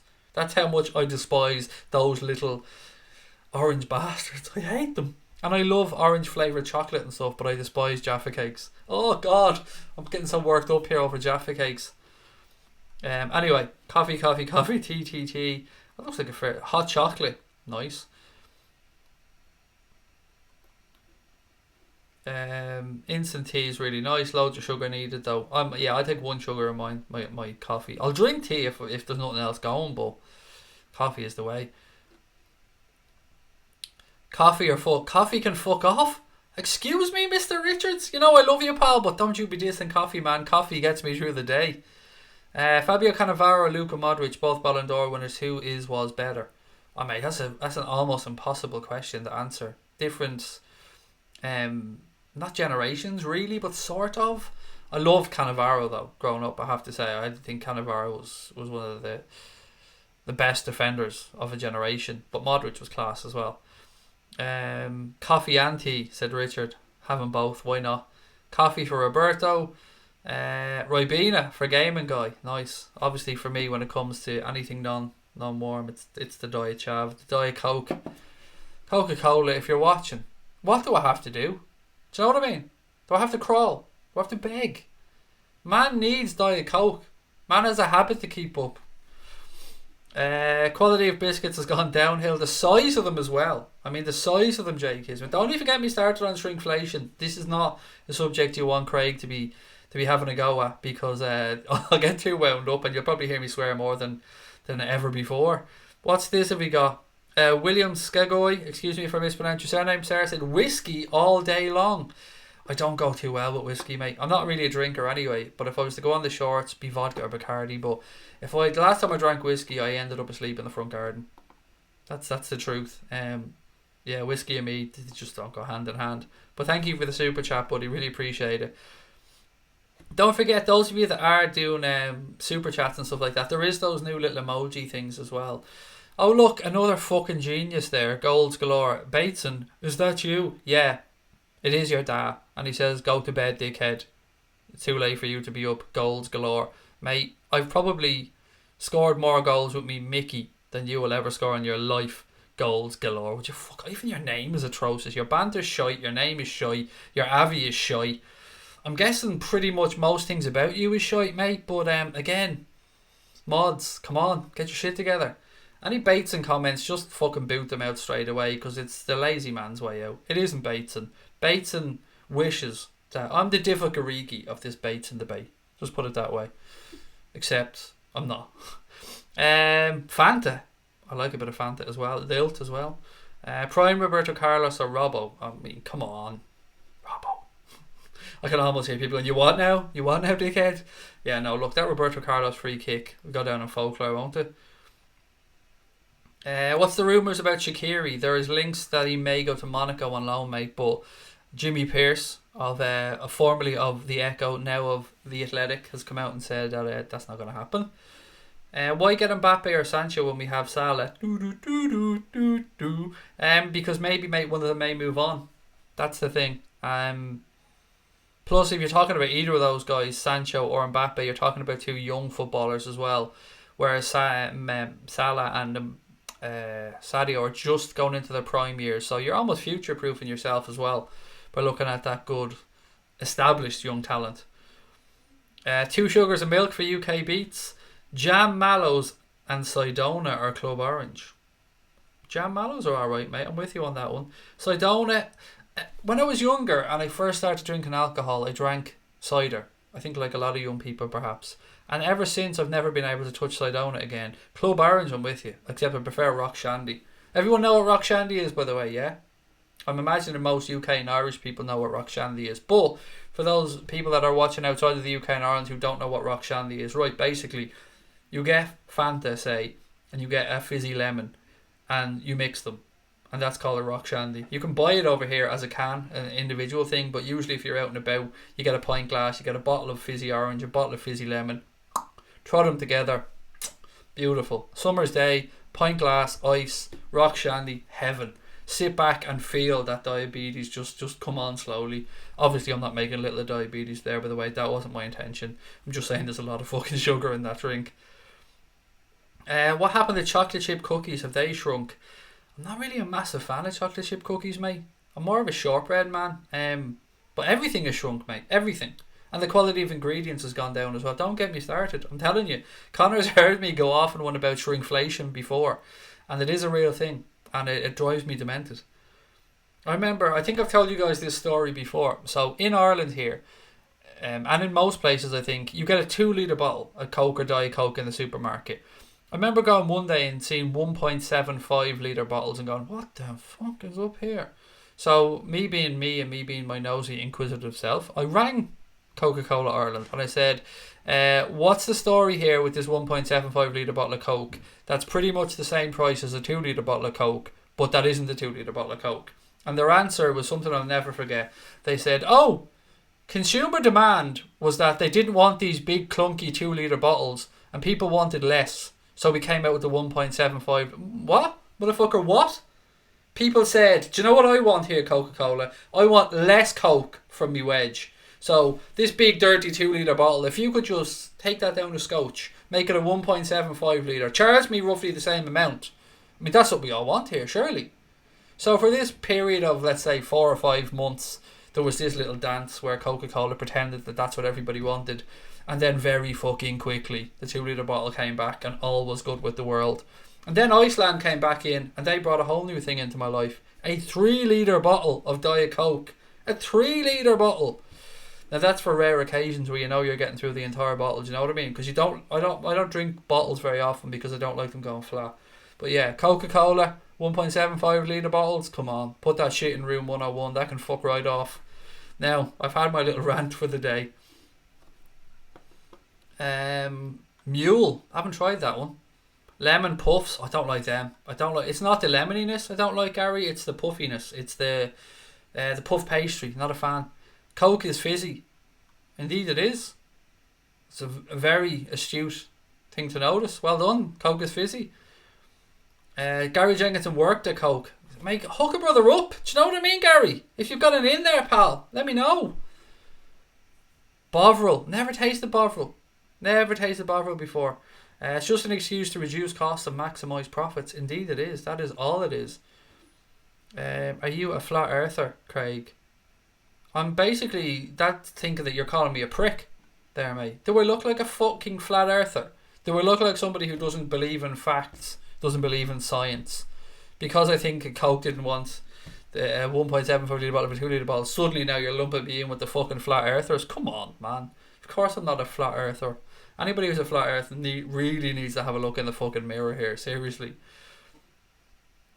Christmas pudding is Satan. Fuck. Christmas pudding is delish, mate. Delish. A good Christmas. Now they can fuck the cherries right off, but a good Christmas pudding, mate. Mwah. A little bit of brandy butter, bit of cream. Delish. Anyway, let's get back to football, because I think probably this is what 99% of you tuned in. Joanne Fisher's drinking apple tango. Nice. I think we can get that over here, Joanne. Not 100% sure on it. Embro said, Craig, I'm with you on the chocolate hobnobs, but leave Jaffa cakes alone, mate. Nothing wrong with them. As I said before, it's impossible to tell when they're stale or not. Are they a biscuit or are they a cake? Do you know what I mean? I know they're called Jaffa cakes, but they're in the fucking biscuit oil. Do you know what I mean? There's so many things about Jaffa cakes that are wrong. And then you put the dark chocolate in on top of that. No, I'm sorry. I'm just not having Jaffa cakes. If I was ever on room 101, excuse me, that's what I would be putting in there is Jaffa cakes. I hate them. What are your thoughts on John McGinn? Don't really have many, to be honest. I don't mean that to sound rude, mate. Sorry, that's not something I've given much thought to. Sorry, I know that's a very dismissive answer, and I wish I could go into it more detail, but it is an honest answer. The moon landing, real or not? For me, it's real, says Stephen Richards. I would imagine it's real, mate. I know there are something, again, this is getting into fucking a conspiracy theory podcast, which this shouldn't be. But I know there are some things that are questionable. I think there were a few things that they might have edited or fucked up on a little bit, but they landed on the moon, mate. You go and see Buzz Aldrin and tell him he didn't land on the moon. In fact, did you see the guy who met Buzz Aldrin and told him he didn't land on the moon? I think Buzz Aldrin gave him a slap for his troubles, and rightly so. Viennetta is the goat of ice cream. Is it though, mate? Is it? You know what I mean? Is it? I would say Carte d'Or, mate. Carte d'Or is the goat of ice cream. But then again, Romantica. Do you know what I mean? There's a lot to be said for an hour Romantica. Cakes go hard when they're stale. Biscuits go soft when they're stale. I like that, mate. Thank you. Honestly, thank you for letting me know about that. I will process that one. Moon landing was real. Moon landing was real, but the footage was faked, said Mr. Crosby. Is Bruno Fernandes signing? I don't think he's signing for Liverpool, Brian. Unfortunately, mate. I know a lot of people are hopeful of something the last day, and I'd love it. I'd love us to do something, but I just don't see it happening. Joe Rogan believes the footage was fake as well, said LFC 8092. I believe some of it. I think he believes some of it was. Now, again, there's been some excellent podcasts in Joe Rogan about this. Bob Lazar was an excellent guest who spoke about worked in Area 51 and stuff like that as well. Or beside Area 51, I think. I'm a United fan. Mark was the one who got me watching this channel. Just wanted to know you're doing a great job. Well, mate, thank you. It's lovely that you can put aside club biases, mate, and come on and have a chat. And it's been great. We've had some fans come in from United, from City, from Everton, from other clubs, and that you're always welcome in. Yeah, thank you. It really means a lot, mate. Really appreciate that. And if, like Mr. Fox there, you are enjoying the stream and you're new to it, please do hit that subscribe button, ladies and gents. We're getting towards 20k. It is such a big deal for us on the channel, and if you've enjoyed the stream or you are enjoying it, please do hit that button. Liam Granby, how are you, sir? Hope life's treating you well. Morton said, Giovanni Lo Celso, Spurs agree £55 million fee for the Real Betis midfielder. Yeah, they had a couple turned down, I believe, during the window, but they were always going to have to try and push one over the line there, whether it be Fernandes or him. I think he was always their primary target. Obviously, again, Argentinian, Mauricio Pochettino, Argentinian, there is that link. O'Donnell Crisps, no. O'Donnell Crisps are just the poor man's Kyo's, Pat Moynihan. That's all they are. I remember, my wife would probably tell you a funny story about this at one point. When I didn't eat Kyo's, when I'd never had a bag of them, I remember her saying to me, get me a bag of Kyo's. And I went to the shop, and O'Donnell's were on offer, so I thought, fucking same crisp, I'm just going to get her these. And she nearly killed me with them when I came back. And then when I started to eat Bo crisps, I realised why she was so angry, because they are just, they shouldn't even be the same conversation as a bag of Kyo's, which are the greatest crisp known to the human race. Ben and Jerry's is the best ice cream for Boya. I'm not a huge ice cream fan, mate, but I will eat it if it's there, because I'm a fat fuck. Of course I'm going to eat ice cream if it's put in front of me. Midnight Football said, I'm enjoying the stream, appreciate it. Appreciate you enjoying it, mate, and appreciate you being here with us. Thank you. Conspiracy Wednesday said, Dave, I'm telling you, I can already see Far Isle, if he's listening in the car now on his way home from work in Florida, going, oh shit, because he loves him a bit of conspiracy theory stuff. Far Isle, I've had conversations on the phone with him for hours, and he's well stocked up. He knows the stuff.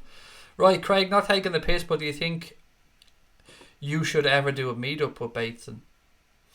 Why? Why would I? I don't understand it. I mean, I know who he is. I know he's a massive FIFA YouTuber. I know he streams his games, and I know a little bit about him. And I know he's been very fortunate in life that he's done quite well with what he does, and he's got to meet footballers, and he does lots of stuff with FIFA. And I don't begrudge him a single moment of it. I don't know the man. I've no right to say anything negative about him. But I think we're two very different people. I would say I'm funnier than him. I would definitely go up against that side of things. I would say I'm probably a little bit more crazy than him in a good way. But look, I wish him every success. I don't know Bateson. I know of him, as I said, so I've nothing against the guy, but people just come on and go, oh look, a fat bald lad, let's call him Bateson. I just find it disingenuous to him and to me, to be fair. But like it's supposed to be a slag for me. Oh, you're like that really successful fella that makes a shit ton of money off people like me that watch him play FIFA, and I'm going to come on here and slag you about it. It just doesn't add up to me. It's like people calling us a B-Tech United stand. That doesn't make any sense to me either, because again, Mark is extremely good at what he does, and you know he's a friend of the show, and you know that we like Mark Goldridge, but we're very different people. We do things in a very different way. I swear an awful lot more, for instance. Mark is much more able to hold the camera and hold the conversation and give his own thoughts for longer periods than me. I'm not quite able to riff like Mark is in that way. I rely a lot of what I do off the comments and banter that way. So people that just say you're a B-Tech United stand, it's just fucking lazy, to be honest. I mean, take a minute to watch. Take a minute to get to know us a little bit, and you'll see that yes, we both use green screens. Yes, we both use certain type of broadcasting software. He's a Liverpool fan, I'm a United, or he's a United fan, I'm a Liverpool fan. Jesus, I nearly called myself a United fan there. Yeah, so there is like easy similarities to make. But I tell you what, he's good at what he does, Mr. Goldbridge, and he's very successful. So even a B-Tech United stand is still pretty fucking successful. And if we can get to anywhere near the levels of himself or Redman TV, then you know what, we're not going to be doing too much wrong. How's our balance this transfer window, said Andre. I don't know if you mean bank balance, Andre, or if you mean the balance of our squad. It's only the front three. For me, that's the only worry I have. I think we're stocked in defence to an extent. We can cover our fullback situations if needs be. I think we're stocked in midfield. I think we've got a good backup option now in Adrian as a goalkeeper. We've got Queven Kelleher to come back from his wrist injury. It's just the front three that worries me. 2 injuries there, heaven forbid, 2 injuries to those guys. And we're stretched then because we have players to come in Brewster and Origi, but like that's it then. The squad depth after that, yeah, you can say you can throw in Shaqiri or Lalana there, but they're not naturally as impactful in those positions. What do you think about Zaha? Said Jose Mourinho. Is that really you, Jose? If you are watching, mate, hello. I enjoyed your piece about continuity. Good player. 55 million, probably value in this market. If it's anything above 55 million, I mean, at one point I think Crystal Palace were looking at 70 or 80 million for him. He's a good player. He's a very good footballer. 26 years of age, coming into his prime, Premier League proven and ready. Yeah, I like Wilf. I think he's a good footballer. And if he goes to Everton, they'll get themselves a good player. But I don't think he'll be at Liverpool, to be honest. I don't know about him as a person either. I don't know what about his background. I don't know if he's a strong personality. I don't know what he's like on the training ground. What else we got? We got Mane, so buy tea, coffee and hot chocolate for Craig to entertain us. To keep our nerves calm for those closing transfer window hours. Yeah, it's I'm just glad when this window closes tomorrow. I'm going to be really fucking glad about it, because I just want us to get back to talking about football. And the Reds are in action on Friday against Norwich, and finally that's what we're going to get back to. We're going to get back to talking about the reason why we're all here, and that's to watch the Reds. We play a different formation. Fair enough, Gonads, yes, but you're still going to be lacking a bit going forward then, aren't you? You're still going to be lacking a goal scoring threat, even with maybe an Oxlade-Chamberlain there, even with a Naby Keita, even maybe going to a 4-2-3-1. You're still going to be lacking pace and power and dynamism in the front areas. But yeah, you're right, we would adjust, of course. But that doesn't mean that making these additions wouldn't have given us a bit of a buffer or a cushion. But again, as I said, it's down to trust in Klopp, and it's down to my main belief, and what's keeping me calm, as I've said all along, is that I disagree with not adding somebody, but I also understand and believe that there's a reason for it. And I believe that Jurgen Klopp, Michael Edwards and the owners have something up their sleeve long term, because they're too clever to have just gone, oh, well, we're not going to do that in here. They know what they're at. They're not foolish. So those people earlier on that were having a go at me for disagreeing with Klopp, that's my prerogative as a fan, the same way it's your prerogative to tell me I'm wrong. I get that, I respect that, but we're not always going to all agree. Do you know what I mean? We're not always going to agree on things. Brian said you're the best YouTuber. Thank you, mate. And what I'm taking from that is you're saying I'm better than Bateson. And I agree with you. I'll take that. I'll take your advice on board, mate. And I'll move on. Thank you. Jose the Interpreter. Oh, shots fired from Count Andre. Shots fired. Actually, to be fair to Jose Mourinho, he spoke very, very nicely. Recently was the 10-year anniversary of the passing of Bobby Robson, and he spoke very nicely about Bobby Robson. And I don't know, I've enjoyed Mourinho more since he's been out of the game. I think his insight has been good, and he doesn't have that chip on his shoulder that he seemed to have before. Labs Gamer said, Craig joined the FPL league today. Put Moise Keane in my team. What's your opinion on him? Came from Juve, joined Everton. Good piece of business by Everton. I had originally thought there was going to be a buyback clause in there for Juve, but there isn't. £27 million, I think, is that right? For him, it's going to be interesting. Big, strong fella. Yeah, he has potential. He does have potential. I will say that. It is a good piece of business by the bidders. Credit where it's due.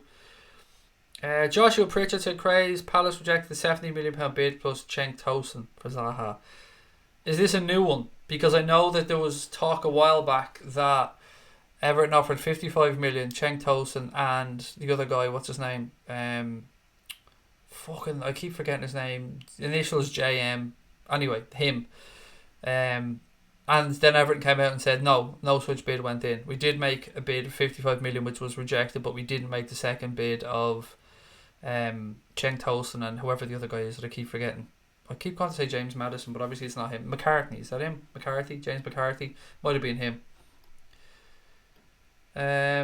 What's this have we got?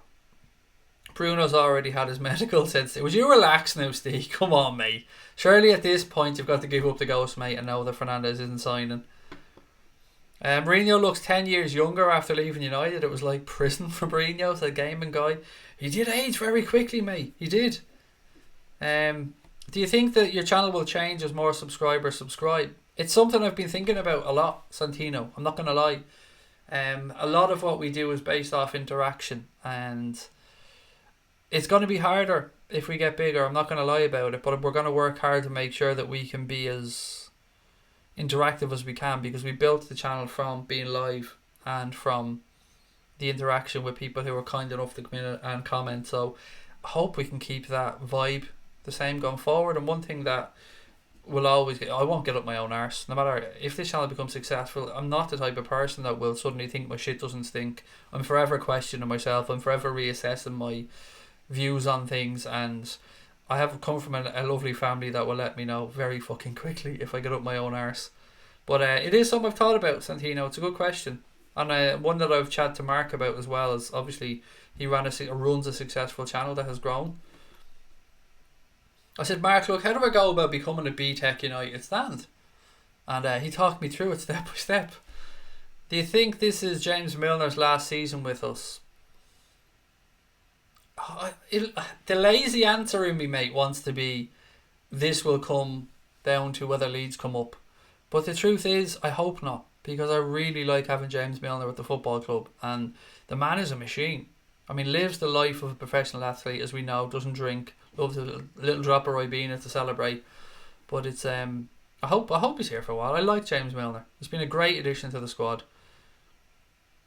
What else we got? What have I missed? Sorry for being late. Never apologise, LFC 618. It's always a pleasure when anybody can join in. Project Music Geek, or Geek Music, excuse me. Deadline day is tomorrow, 5 PM UK time, for the Premier League and the Championship. What have you missed? We touched on VAR a little bit, LFC 618. We touched on the rumours of Shaqiri potentially going to Monaco, which seemed to have been rebuffed. Did we talk about Wilson? I think we spoke about him last night. Ryan Kent. Harry Wilson, Ryan Kent. It looks like Leeds are interested potentially in Ryan Kent. They have the money from Kemar Roof. They sold him for 7 million to Anderlecht. Seems Liverpool aren't willing to sanction a loan for Ryan Kent. They want him sold, or they're going to keep him. I think that's kind of what the player wants himself as well. We spoke about VAR a little bit and how it'll be used on Friday. I think that's about it. I think I've pretty much caught you up. Loads to talk about. Moon landings, Jaffa cakes, rock shandy, Diet Coke, tea, coffee, shrinkflation, and I'm not even lying. I'm not even joking. Who reads the Echo? Said don't ask. I do. Hand on heart, I do. I read the Echo transfer blog. Harry Kent's a decent player. Harry Kent's a superstar. You get the best of Ryan Kent and the best of Harry Wilson, and you just jam them both together, and you've got this superstar. Mane will be our best player this year, said Dean Hayes. I think he'll have a good season, Dean. I'm with you, pal. I think he's primed, isn't he? Sadio, I think he just keeps getting. I love Sadio. I absolutely love him. Sometimes he drives me mad when he misses a sitter, but yeah, I'm expecting big things from him as well.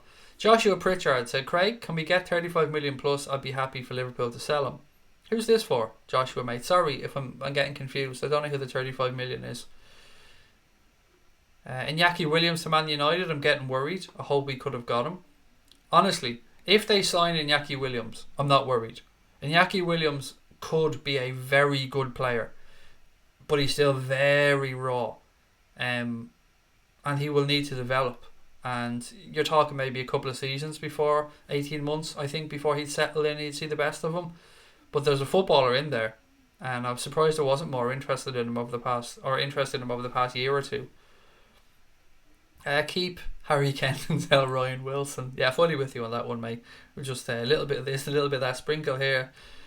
Nat Phillips has gone to Germany on loan. Yes, Eric, sorry, that is something else we touched on earlier on. He's signed for Stuttgart on loan for the season, and I think he's been given the number 5 shirt, if memory serves me correct. Again, something we touched on in the podcast that will be coming out tomorrow at lunchtime. Myself, Dave, Henry and Cash Boyle had a look around the transfer window. We had to talk about the preview of the game against Norwich on Friday. Mane will score 30 plus goals. Oh, big shout, Andre. I hope you're right. I'd love you to be right, mate.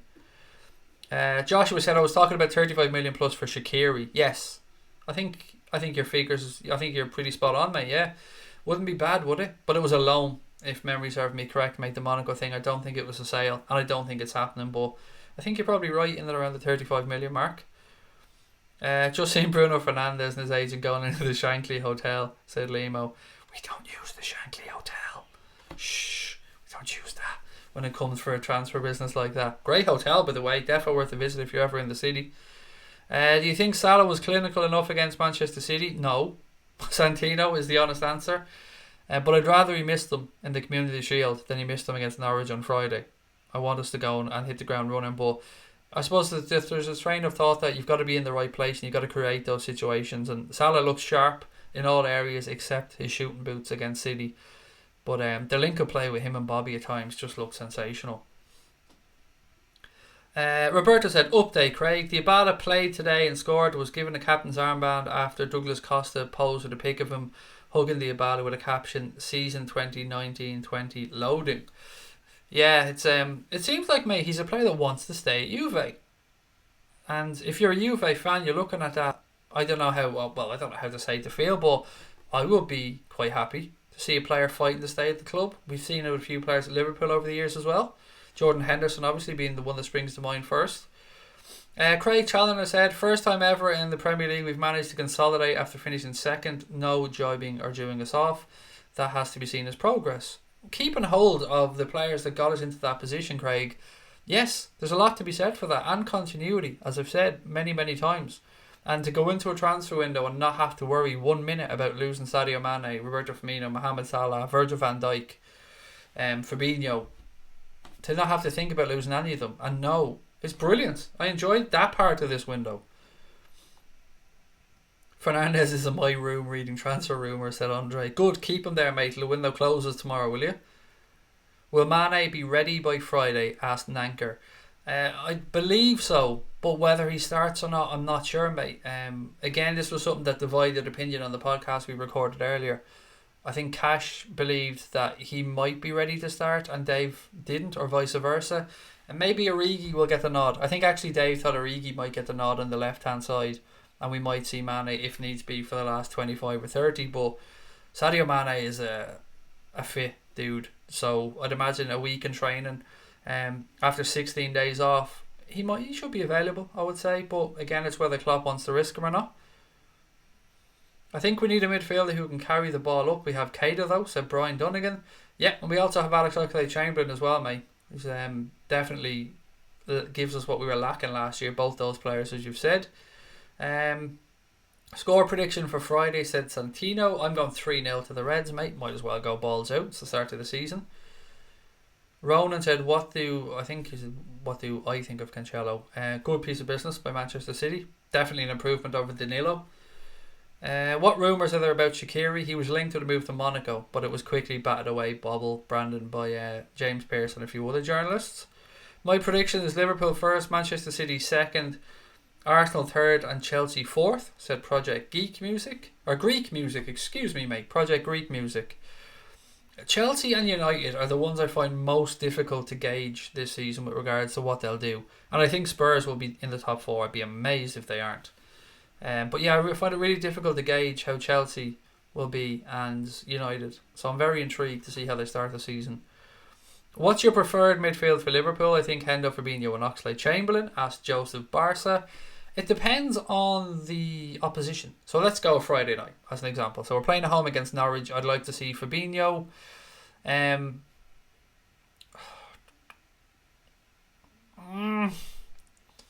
Probably Fabinho, Henderson, Keita, but I could understand Fabinho, Henderson, Genie. I could understand Fabinho, Henderson, Oxlade-Chamberlain, but I'd probably go with Fabinho, Henderson, Keita.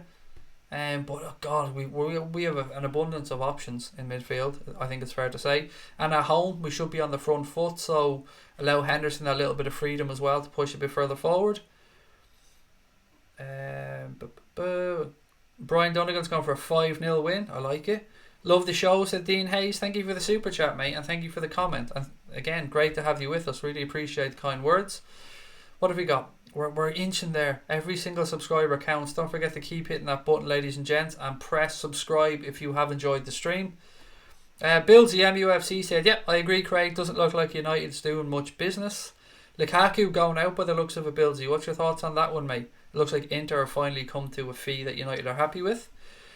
John Cable said, did you see Redman TV interview with Jurgen Klopp where he said, we won the Champions League, but that's not it.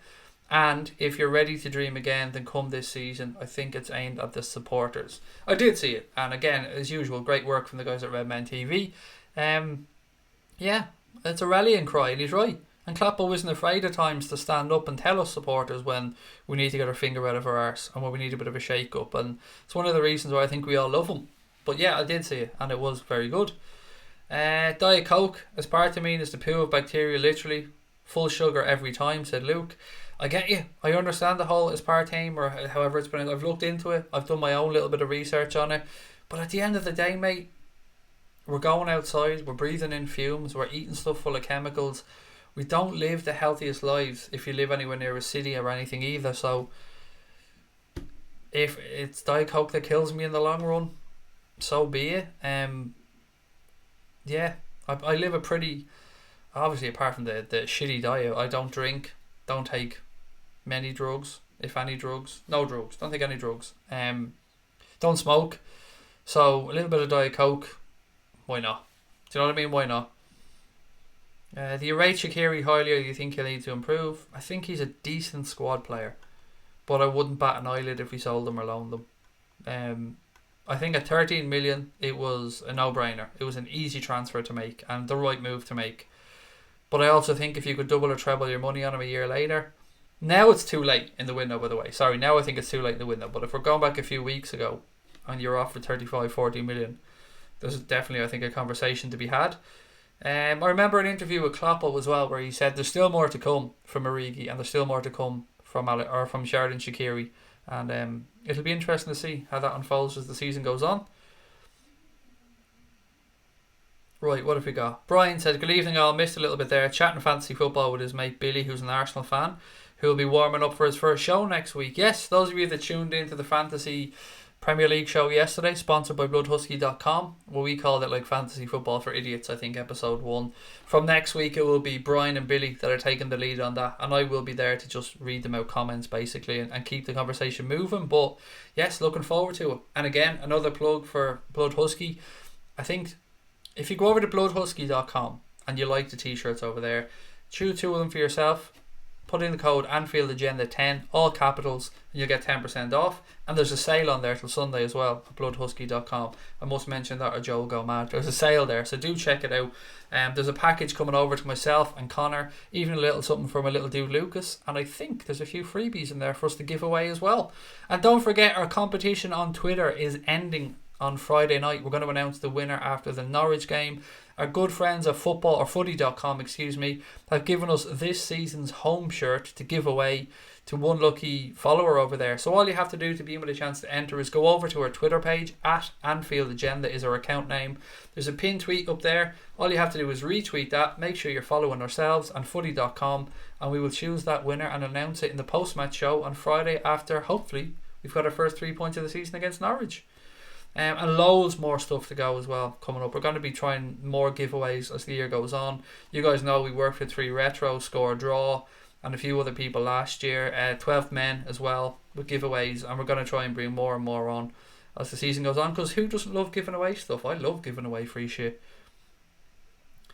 Right, what else we got? Happily Egg said, I hope the team don't think it'll be a walkover against Norwich. Complacency is the enemy. Hubris will kill us. I don't think Klopp will allow that to happen, mate. I think it's going to be interesting. I mean, it's Norwich can just come and have a go. No, they're not expected to get anything from this. But I don't expect any complacency. It'll be interesting to see if we start off as slowly as we did against Manchester City, because it was really the second half where we started to see what we're capable of. Billsy said, let Lukaku go. He's not good enough as long as United can get a replacement before the deadline. Klopp is rumoured to be interested in the experienced Boris Johnson. He's very much a specialist in right wing, and Klopp's a big fan of him and feels the EU FC would want 50 million plus from Boris Johnson. I don't want to get into politics on here, but it must fill everybody in the world full of fucking hope that we can all succeed. The fact that Boris Johnson is the Prime Minister of the UK, it must give everybody tremendous confidence in life that you can go and achieve stuff.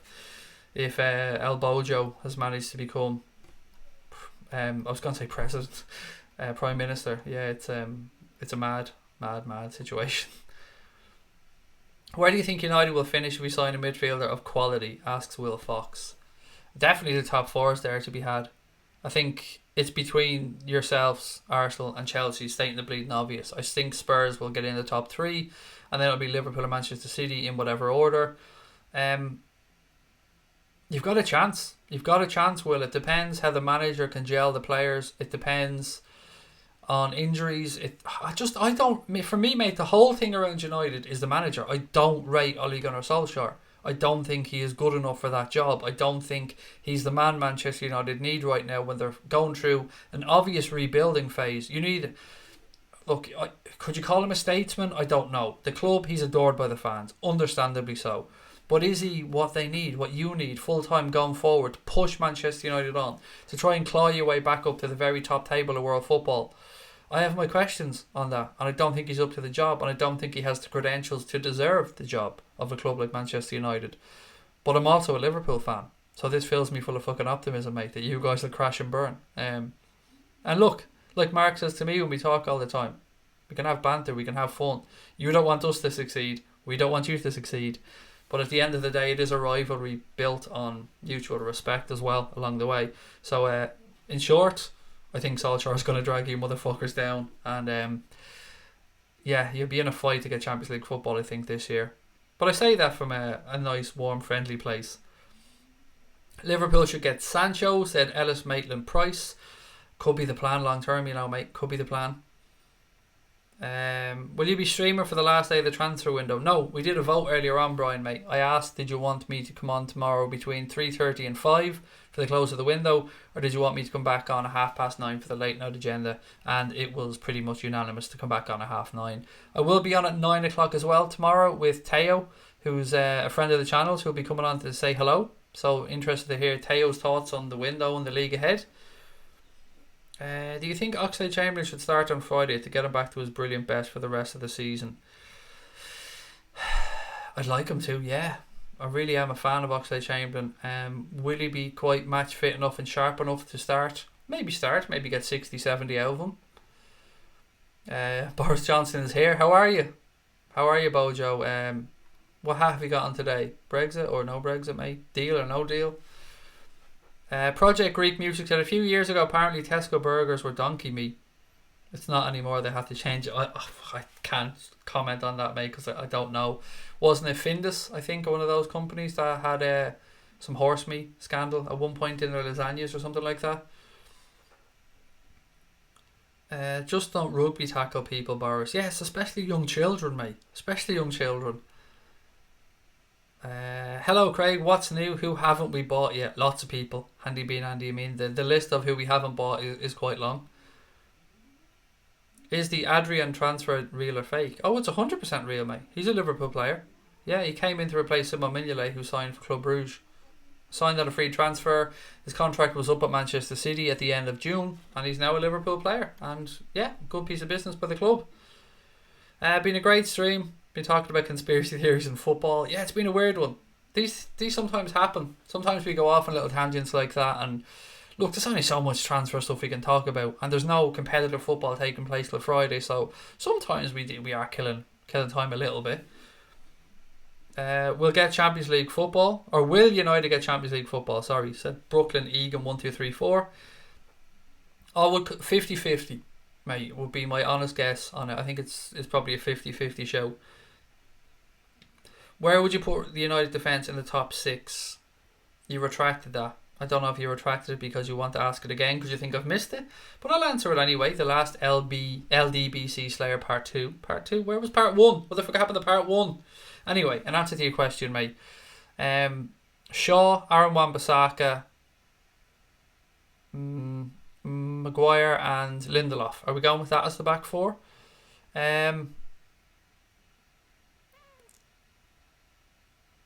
Top 5? Maybe. Spurs have a good defence. Be interesting to see now with a few changes of fullback and stuff how they get on. City's defence is probably their most questionable area. I know they brought in Cancelo there, but it's the centre-back situation I find intriguing. Otamendi, I don't really rate too well. Played decent in the Community Shield. Stones, hit and miss. And Laporte, very good defender. Not replacing Vincent Kompany was a risk. Chelsea, aging, not great. With regards to the better, I'd say you have a better defence there than Chelsea. Liverpool, I would rank at the top when it comes to defence. I'm not even being biased there. I genuinely think we've got the best defence. So yeah, top 4 or 5 perhaps with defence, mate, but definitely an improvement. Okay, what else we got? Adrian will play in Istanbul, said Stephen Richards, in the Super Cup. against against Chelsea, I should say, excuse me, which I want to win, by the way. Right, let me just get a couple more bits in before we finish up for the night. Bit of a confusion whether horse meat is legal or illegal. I don't think it's illegal to eat horse meat in the UK, to be fair. Personally, I don't think it is. Tottenham will sign Dybala tomorrow. If they sign Fernandes as well, we'll have the best midfield. I don't think you will, mate. I think Manchester City might have something to say about having the best midfield. Are you worried by Trent's form? No, not at all. Not at all. Trent Alexander-Arnold is 20 years of age and he will only get better and better and better. I'm not at all worried by his form or perceived lack of form. How can you have form or lack of form in the summer? Do you know what I mean? It's just training, basically. I hate to say it, but United are a threat this season. Could be season record. Why? How are they a threat? What have they done? They've brought in Maguire and Aaron Wan-Bissaka. After that young James kid, I'm struggling to see where they've really made tremendous strides. Just my opinion, though. Any advice on how we should improve the UK? Yes, stay in the EU, mate, would be my advice. Like, what's your opinion on VAR? Do you think we should have signed players and who? I'll just stick to the VAR part, Will, if that's okay. I think in theory it's a good idea. I do agree with people that think it does take away from the game a little bit. It does delay it too long at times. It's the handball stuff that really pisses me off the most around VAR. Onside, offsides, I'm not too fussed about. I do have an issue about the timing of when the ball is played through. But other than that, I think it's pretty straightforward. Goal line technology was brilliant. Love that in the game. But the handball thing is where I really get annoyed by VAR. Because if it's looked at in slow motion, it's going to look more like a handball. Everything looks worse in slow motion. Same with tackles and stuff like that as well. I fully believe for the likes of tackles and handballs, they should only be looked at in full speed. Slowing them down, I don't see what that's going to prove, other than it's going to make it look worse and more like a penalty or more like a red card. Everything should be looked at in full speed in these situations, in my opinion. But overall, I'm probably on the side of pro VAR, but very slightly, like probably 55-45 in favour of. What else we got? I hope more teams actually have a go at City this season and not bend over for them, said Craig Challoner. Rumour has it United have 20 million to spend on the reconstruction of Harry Maguire's slab head. It won't be enough, mate. 20 million is never going to be enough there. You're talking Mount Rushmore size stuff here. Goal line technology denied us last Sunday. Well, it didn't. The ball not going over the line is what denied us, John. Do you know what I mean, mate? Goal line technology is spot on. And that's what we want. I know it went against us against Manchester City on occasions, but it is right and it is the right thing. You ever going to interview Redman TV? You're definitely big enough. I don't really bring on anybody for interviews, mate. It's like I bring on mates, don't get me wrong, but Redman TV know where I am if they ever want to make contact, and I'd be delighted to chat with them like I would with anybody else. But I don't go after people, mate. It's just not my way. I bring on mates and sometimes reach out when we're doing other stuff, but Red Men are busy lads and I don't know them and I don't have a line of communication to them, but they know where I am. If they ever want to give a knock on the door is always open for everybody except AFTV, who can just fuck off. What's your opinion on VAR? Do you think Liverpool should have signed players? I've done that one. What about Shaqiri? In what sense, what about him, Adrian? There was a loan to Monaco rumoured, if that's what you're getting at. It's not happening. It's definitely not happening by the looks of it. As soon as they put adverts in VAR, time has gone up in the game. It needs to be fast and slow, not the pace of the game. Yes, I agree. If it starts getting to the point where, welcome to VAR today is sponsored by Rolex. If that's where we're going with it, yeah, then fuck off, mate. If it's just another excuse for ads and extra revenue to be brought into television companies, then yeah, I'd get pissed off about that as well. Do you think Harvey Elliott will shine this season, or will he be a flop? How could he be a flop? He's 16 years of age. I'm never calling a 16-year-old footballer a flop. Whether he makes a big impact or not, I don't know. But I'm giving him 18 months before I make any type of judgment on Harvey Elliott. What else we got? I don't do ifs, buts or maybes. I do absolute. Sadio Mane is the best in the world, said Joshua Pritchard. Right, ladies and gents, I think I'm going to call that one a night. It is about it's about 11:15. As always, it's been a pleasure. If you've enjoyed this stream and you haven't subscribed, you know what to do, ladies and gents. Please do hit that button, turn notifications on, give us a thumbs up. You're going to get a really busy day tomorrow. Around lunchtime, have a look out for the podcast. That's going to go out. Tomorrow night at 9 o'clock, I'll be joined by Teo for a chat around Liverpool related topics, and then I'll be back on at 9:30/9:40 with the late night agenda. So look, really busy day tomorrow, and then of course the day after the Reds are in action, we're going to do a watch along of the Norwich game, and then we're going to have a post match show as well. So lots of content coming up, ladies and gents, over the next few days. As always, it's a pleasure to chat with you wonderful people tonight. Thank you very much. Take care of your families, tell your loved ones that you love them, and up the motherfucking Reds.